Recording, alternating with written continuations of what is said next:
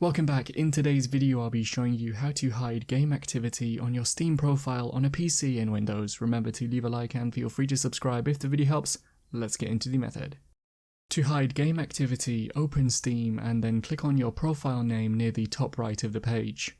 On the list, choose View My Profile and then click on the Edit Profile button at the top right of this page. On here, click on Privacy Settings from the menu on the left. You can now use the drop-down box next to each option on this page to change between public and private. For game activity, set the Game Details option to private. You could make all options private by setting the My Profile option to private at the top. That's how to hide game activity on your Steam profile on a PC in Windows.